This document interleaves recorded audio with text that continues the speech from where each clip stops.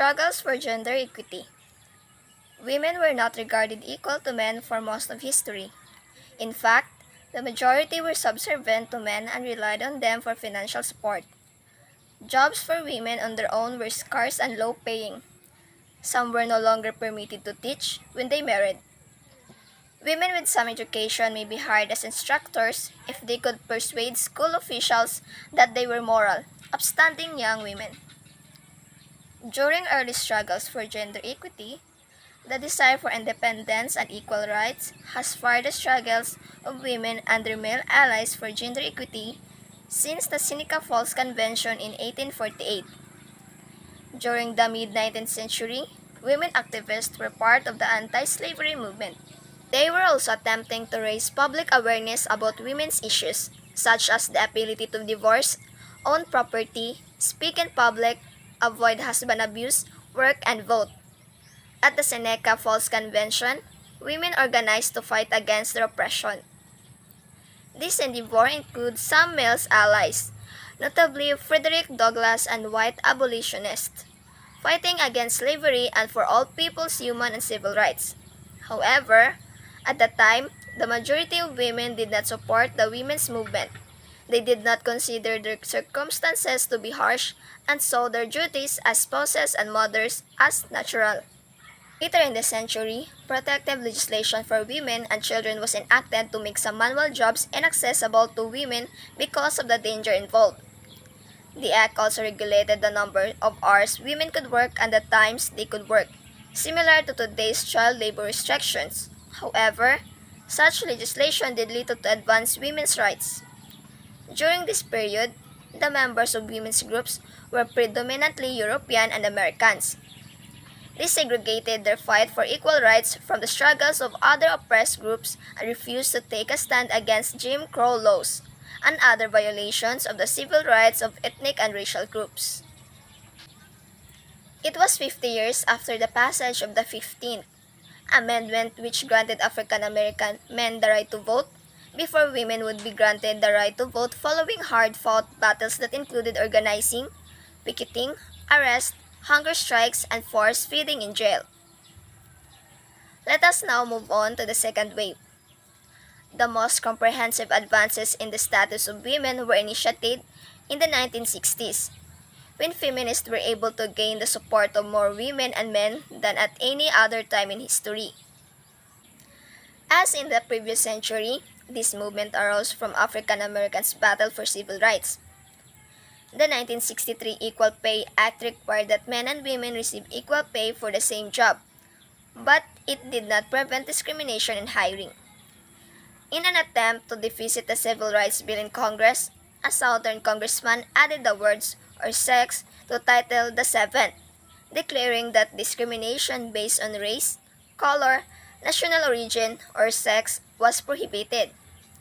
This legislation, which passed in 1964, extended equal rights to women for the first time. Soon afterward, President Lyndon Johnson signed an executive order that required businesses with federal contracts to hire women and people of color, creating the first affirmative action programs. Women's groups pushed for passage of the Equal Rights Amendment or ERA, which read, "Equality of rights under the law shall not be denied or abridged by the United States or by any state on account of sex." After the ERA was passed by Congress in 1972, conservative groups concerned about family values lobbied state legislatures to reject the amendment. Despite the fact that two-thirds of the American people supported the ERA, it was not ratified by the required number of states. By the 1980s, political leaders were no longer disposed to extend full equal rights to women. The 1990s ushered in a change in the feminist movement toward broader support for the civil rights of all groups rather than just women. For example, the National Organization for Women, or NO, the nation's largest feminist organization, now includes combating racism and promoting welfare reform, immigrant rights, and affirmative action on its agenda. A rising number of essays and books on equity written by contemporary feminists, sociologists, and critical theorists explore the connection of race, gender, and class in the fight for equity for all groups. Moving forward for today's challenges, equal rights for women, men, gays, and lesbians continue to be contested. Feminists fight for equality in jobs, pay, schooling, responsibilities in the home, and the nation's laws. They think that women and men should have the option of working at home or outside the house, having children, and expressing their sexual orientation. They believe that women should not be forced to be subservient to males at home, at business, or in society. They fight to eliminate the physical and mental violence that has resulted from such subordination by providing support groups and shelters for abused women and children, as well as by pressuring the judicial system to outlaw and severely punish such violence. While the movement has been sluggish to emerge, women have begun to find their way in positions of leadership in professional professions. Women have run for President of the United States. The first to do so was Shirley Chisholm in 1972. Geraldine Ferraro and Sarah Palin Hillary Rodham Clinton were women interacting with leaders from around the world. As of 2015, there were 20 women serving in the U.S. Senate, a historic high. An additional 84 women were serving in the U.S. House of Representatives in 2015. Even more indicative of change, Nancy Pelosi served as the first and only female Speaker of the House from 2007 to 2011 and was therefore third in line for the presidency. She still served as the House Minority Leader in 2015, according to Pew Research Center 2015. The boy crisis. Much has been said in recent years about our school's boy crisis. Some of this has been attributed to feminist school policies that have harmed males. Concerned observers believe that while schools have shifted their priority to increasing the academic achievement of girls, boys have been shortchanged. The backlash is over the belief that there is now an advantage for girls in U.S. classrooms. Under the guise of supporting girls, boys are penalized in classrooms that now favor girls, according to Lindsay 2015. More girls than boys take AP classes and are more likely to complete higher education at all levels, including doctorates. Boys outnumber girls in special education programs for students with intellectual disabilities and significant emotional disorders. More boys are disciplined in schools than females. Girls are less likely to be suspended or expelled. Warner acknowledges that girls indeed take more AP classes, earn higher grades, and earn more college degrees than males. Now, let's talk about the cause of sexism and gender discrimination. Sexism is the belief that males are superior to females. Often, it occurs in personal contexts of marriage and family life where the husband or father rules the roost. It also occurs in the workplace when women have lower status occupations, labor for men, and receive lower compensation than men for the same work. Many individuals assume that in today's culture, men and women are treated equally. However, gender stereotypes might lead to discriminatory conduct based solely on gender. Only a century ago, most women could not attend college and had no legal right to own property or their children. Today, laws protected the rights of women and many people believe that they are treated equally.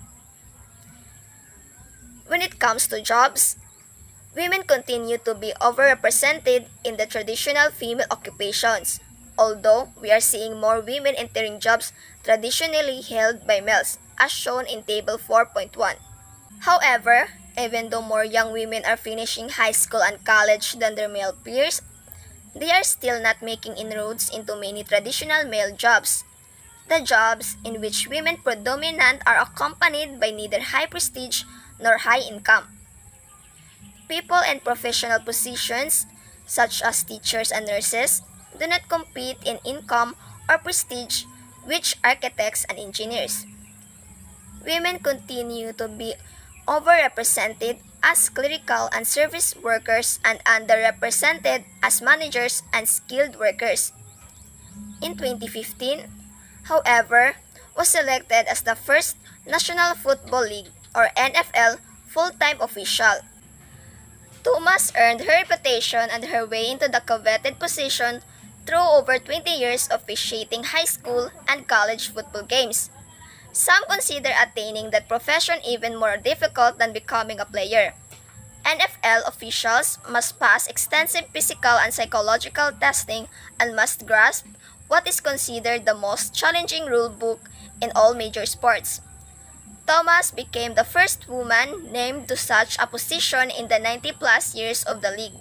Moving forward to income. Historically, men in U.S. society have usually been expected to work.